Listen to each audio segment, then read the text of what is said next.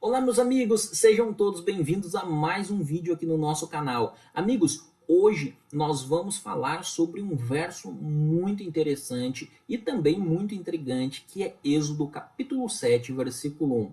Muitas pessoas ao lerem este verso ficam com dúvidas, né? O verso diz que Deus constituiu Moisés por rei perante Faraó e também sobre Arão. O que este verso quer dizer?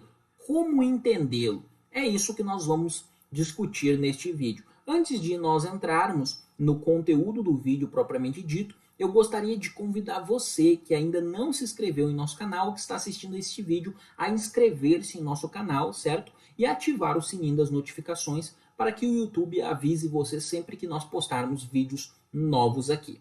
Amigos, sem mais delongas, vamos para o conteúdo do nosso vídeo de hoje. Bom, eu preparei um PowerPoint aqui para nós falarmos sobre o nosso tema. Eu já gostaria de convidar você a tomar a sua Bíblia em mãos. A Bíblia que eu vou ler aqui é a Almeida atualizada, certo? E eu gostaria de convidar você a tomar a sua Bíblia em mãos e abrir lá em Êxodo, no capítulo 4, certo? Eu já estou abrindo a minha aqui para nós lermos o primeiro verso que nós vamos ler hoje. Êxodo capítulo 4. Diz assim, Êxodo capítulo 4, versículo 16 e 17, abre aspas. Ele falará por ti ao povo, ele te será por boca, e tu lhe serás por Deus. Toma, pois, este bordão na mão, com o qual hás de fazer os sinais, fecha aspas. Este é um verso muito interessante, é o primeiro verso aqui, nós temos aqui uma menção, né, no primeiro verso, é o verso 16, aonde Moisés seria constituído, seria colocado por Deus sobre Arão, certo? E também no verso 17 é mencionado o cajado que ele usaria para fazer os sinais lá no Egito. Isso são dois detalhes muito importantes que nós vamos discutir já já. Agora vamos para o verso que é efetivamente o verso do nosso vídeo, capítulo 7, versículo 1, aonde diz o seguinte: Então disse o Senhor a Moisés, vê que te constitui como Deus sobre Faraó, e Arão, teu irmão, será teu profeta. Fecha aspas. Então, então disse o Senhor a Moisés, vê que te constituí, como Deus sobre Faraó, e Arão, teu irmão, será teu profeta. Então, este é um verso muito intrigante para algumas pessoas. Eu gostaria, amigos, de frisar uma coisa aqui no nosso vídeo. Eu tenho mencionado em vários vídeos aqui que não basta nós conhecermos de gramática e de sintaxe e termos dicionários para nós fazermos um estudo adequado das escrituras e exegético. Não importa se nós estamos falando do hebraico, do aramaico ou do grego. O conhecimento da gramática, da sintaxe, ele é muito importante, mas ele não vai definir tudo. E por que eu digo isso? Nós vamos ter um exemplo agora neste vídeo exatamente disso. Eu estou aqui com a minha Bíblia hebraica Stuttgartense na mão, e eu vou abrir em Êxodo, capítulo 4, certo? Eu gostaria de ler aqui, desculpe, Êxodo capítulo 7, eu até nem fiz a tradução desse daqui, eu vou ler aqui e traduzo mesmo com vocês agora, tá certo? O texto diz assim, Vayomer Adonai el Moshe. Então ficaria, e disse Deus a Moisés, ou disse Adonai a Moisés. O que disse? Netatir Elohim lefaró. Então, que seria que nós temos o verbo a, né? O verbo ver. Então ele está dizendo para Moisés, vê. Agora nós temos no nifal aqui, netatir, que vem do verbo natan, né? E ele diz assim, vê que te constituo, né? Vê que te constituo o que? Elohim, te constitui Elohim le perante Faraó, diante de Faraó. Então veja, ele diz, vê que te constituo Elohim perante Faraó, te constituo Deus. Então veja, você pega um texto aqui, está dizendo que ele foi constituído como Deus. E aí, amigos, você pode pegar, eu tenho bons dicionários aqui de hebraico, né? Aqui o Dicionário Internacional de Teologia do Antigo Testamento, né? Feito pelo Gleason Archer, Bruce Waltke, Harris, é um calhamaço. Né? Nós podemos pegar, por exemplo, aqui o outro fantástico dicionário em língua portuguesa, que é o do Luiz Alonso Schockel. Posso pegar ali o léxico do William Holland, que é uma síntese do Kohler-Baumgartner, que eu também tenho o Kohler-Baumgartner, Gesenius, como eu tenho, ou o Dicionário Internacional de Teologia, que a editora Cultura Cristã publicou agora, em 6 volumes, 6 calhamaços, por assim dizer. Você pode pegar muitos bons dicionários e você vai ver ali alguns significados para a palavra Elohim, como representando Deus, como representando um Deus pagão, um juiz, em algum momento podendo se referir a um anjo, e alguns outros significados periféricos, mas esses seriam os significados assim que mais aparecem, né? E aí você poderia olhar para o texto de Êxodo e perguntar qual destes significados é o de Êxodo. Será que Moisés está sendo constituído por juiz para Faraó? Ora, o contexto não indica isso em nenhum momento. Se nós formos olhar pelo contexto ali, nós vamos perceber que não há mínima possibilidade de Moisés ser um juiz para Faraó. Anjo, será que Moisés era um anjo? Não encontrei alguém que acreditasse nisso ainda. Será que Moisés era Deus? Ou será que Deus estava dizendo para Moisés que ele seria um Deus pagão como os outros deuses? Você percebe que você conhecer o significado de uma palavra hebraica, muitas vezes ela não vai resolver os seus problemas. E você pode conhecer a sintaxe desse texto aqui ao pé da letra. Né? A gramática eu li aqui, fui mencionando os troncos aqui e tudo mais, e traduzindo com base na Massorá. Não vai resolver o problema. Porque esse problema aqui, ele necessita que a pessoa conheça o conheça o contexto histórico-cultural da época, conheça o background desse pessoal aqui. Então, isso que eu gostaria de frisar com vocês. E é exatamente para este contexto que nós vamos ir. Inclusive, eu gostaria de aproveitar esse gancho para dar uma dica para você. Se você gosta de estudar a Bíblia hebraica, procure estudar o contexto da época também, a mentalidade do povo da época. Se você gosta de estudar grego, busque conhecer o contexto da época, no caso, o judaísmo do Segundo Templo. Conheça o judaísmo do Segundo Templo. Não é um conhecimento elementar, é um conhecimento de fato de entrar de cabeça e compreender a cultura e a forma de pensar do povo daquela época. Porque não adianta só você conhecer a língua em que os versos foram escritos, você precisa, para fazer uma exegese sadia, dominar a cultura da época, certo? Então, é para essa cultura que nós vamos agora com o intuito de compreender o que está acontecendo. E o primeiro texto que eu gostaria de citar é do John Walton, onde John Walton vai dizer o seguinte: o texto de Êxodo declara que o confronto entre Moisés e Faraó é realmente uma luta cósmica entre o verdadeiro Deus, Adonai, e os falsos deuses da religião egípcia. Adonai elevou Moisés a uma posição como Deus para que Moisés pudesse se opor a Faraó como um igual, já que Faraó era a expressão física do deus do sol, Atom ou Ra. Então vejam, vamos compreender algumas coisas aqui. O Faraó ele era conhecido no Egito como a expressão do deus Ra, a expressão física do deus Ra. E isso não acontecia somente no contexto egípcio, em outros contextos da época ali, religiosos, também os reis eram a expressão da divindade que eles acreditavam, a divindade daquela nação. E vamos focar aqui especialmente no nosso verso, né?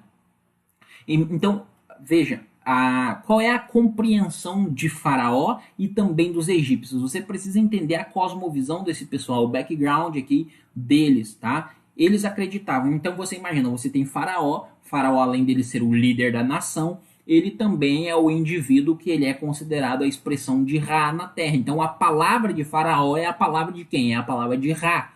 Então é desta forma que Faraó é visto e é dessa forma que o pessoal crê. Como que um mero homem, vamos dizer um camponês da época, viria e falaria algo para Faraó? Faraó viria e diria para ele: olha, amigo, você é um mero camponês, eu sou a expressão do Deus Ra. Como que você quer se opor a mim? Então, a ideia é central por detrás do texto, tá? A ideia por detrás do texto é essa. É essa. Imagine, se qualquer um dos egípcios que era escravo lá, ou Moisés, que era um pastor de ovelhas, né, viesse chegar simplesmente e dissesse para ele: olha, Faraó, né, eu vim aqui para libertar o povo. Ele ia olhar e dizer assim: rapaz, você é um camponês, eu sou a expressão do Deus Ra. E aí? Então o que Deus faz? Deus, ele age, o Deus de Israel, ele age dentro do contexto histórico-cultural. E o que ele faz? Ele diz assim: Moisés, eu te constituí por Deus perante Faraó. Ou seja, tu vai chegar para Faraó como representante da divindade de Israel. Se ele é a expressão do Deus Ra, se ele é o representante do Deus Ra, tu é a representação e tu é o representante do Deus de Israel perante o povo. Então percebi, já eu vou aprofundar isso de forma teológica, porque isso aqui tem um vínculo com a criação muito interessante, com o relato da criação do homem muito interessante. Então veja, agora Moisés ele é levado ao mesmo patamar de Faraó. É este o contexto. É este o contexto. Vamos ver um outro estudo, né? Aí, nesse comentário bíblico ilustrado, onde nós temos o seguinte: Moisés vai ser como Deus para Faraó e Arão será o seu porta-voz. Este encontro se desenrolará com Moisés sendo igual a Faraó. O Egito considerava Faraó divino, eterno e no controle dos elementos da natureza que será derrubada pelos sinais e maravilhas. Então veja, os egípcios consideravam, então nós já vimos que eles consideravam Faraó como uma divindade, como representante de uma divindade. Agora, nós também temos uma outra informação histórica muito importante. Faraó, ele é o representante, tá? Além de ser o representante dessa divindade, ele também controla a natureza. E o que é interessante, lembre-se do bordão que eu mencionei no capítulo 4. Então, o bordão vai ser usado para atingir as forças da onde? Da natureza, que segundo a cosmovisão, a visão de mundo, a compreensão egípcia, Faraó controla. E vai ser exatamente isso daí que Moisés vai atacar. E para exemplificar isso, eu não vou falar de todos os sinais de Moisés, porque senão nesse vídeo nós passaríamos aqui a noite inteira, mas eu gostaria no próprio capítulo 7 de mencionar algo com você para você entender melhor ainda isso daí que eu estou falando, certo? Que eu estou falando, certo? Abra sua Bíblia aí no capítulo 7, inclusive eu vou até aproveitar e pegar um comentário do John Walton aqui, histórico-cultural, para mim mencionar uma coisa bem legal que ele diz aqui, certo? O que acontece, amigos? Vamos ler do verso 8 em diante. O verso 8 em diante diz assim, abre aspas: Falou o Senhor a Moisés e a Arão: Quando Faraó vos disser, fazei milagres que vos acreditem, dirás a Arão: Toma o teu bordão e lança-o diante de Faraó, e o bordão se tornará em serpente.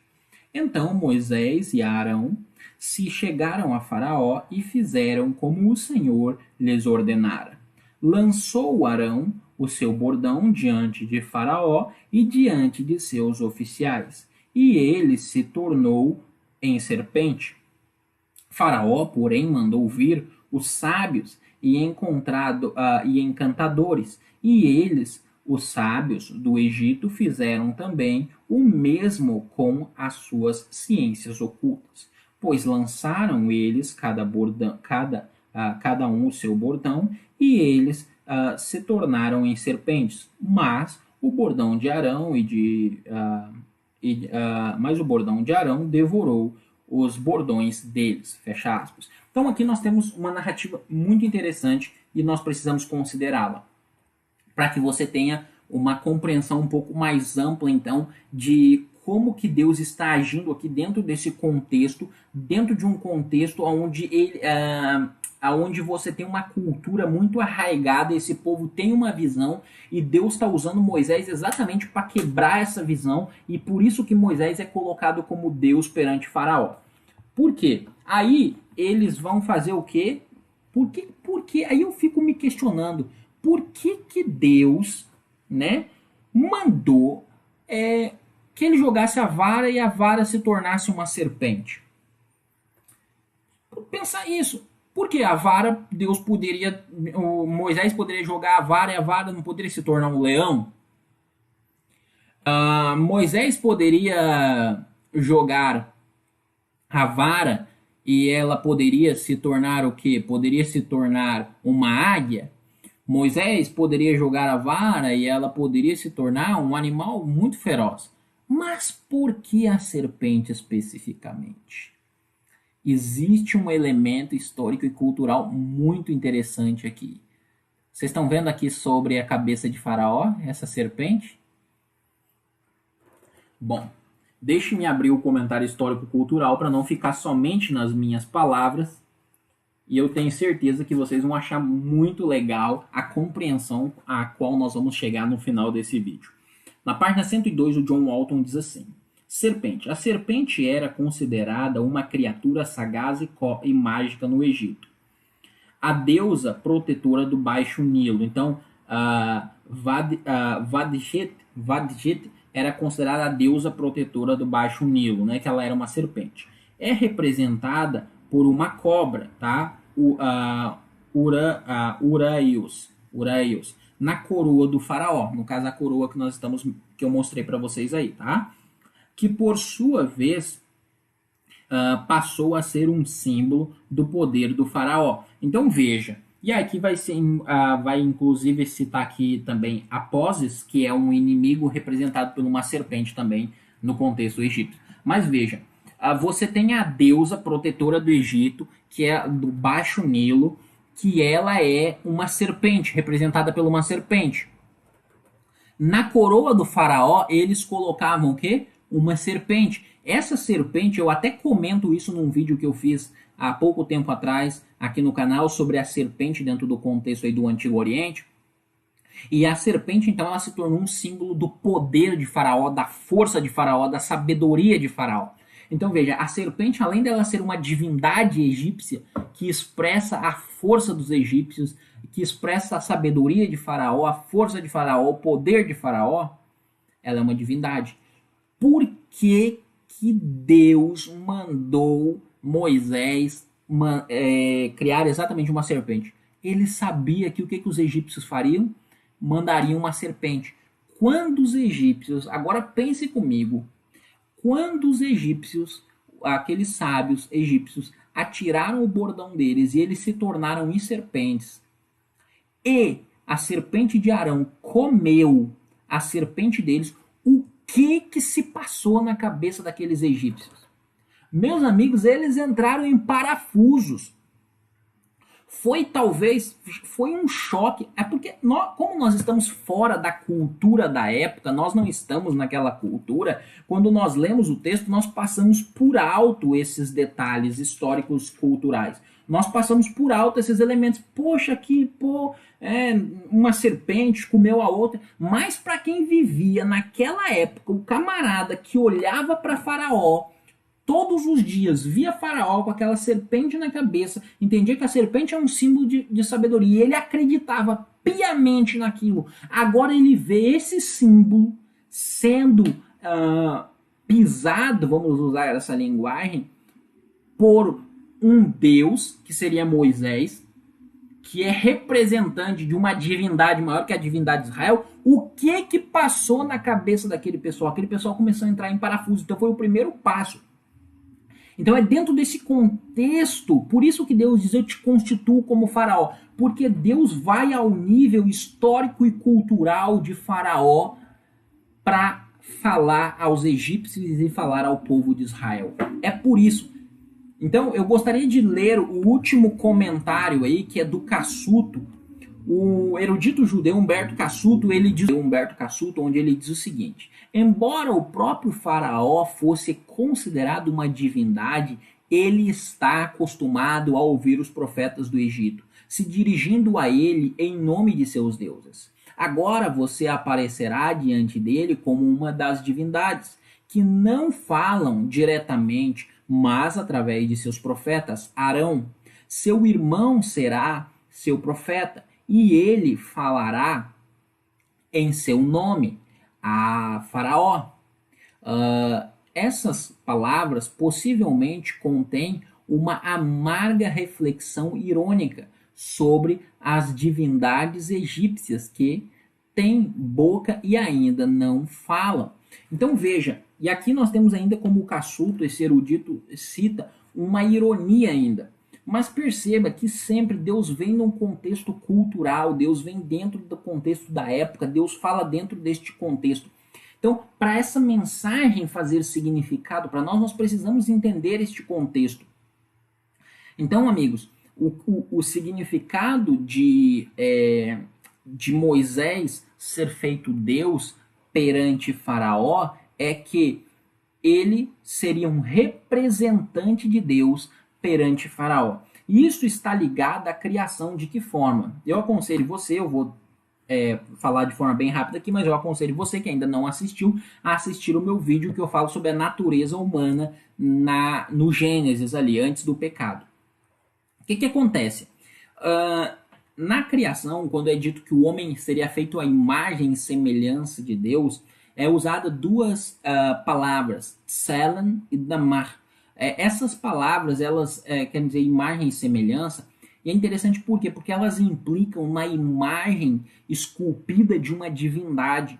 O homem, na criação original, ele era a imagem representativa do Deus de Israel. Então veja, quando Deus chama Moisés agora, e ele diz que Moisés seria feito Deus perante Faraó, ou seja, Moisés seria o seu representante perante Faraó, ele está evocando uma ideia que já existia desde o Gênesis, uma ideia teológica desde o Gênesis, de que o homem é o representante de Deus sobre a terra. E ele eleva Moisés, então, agora, neste sentido, para que Moisés falasse do mesmo patamar para Faraó e que Moisés fosse escutado, porque senão Moisés não seria escutado. Então este é o contexto e esta é a explicação deste verso, certo? Lehitraot, até a nossa próxima aula.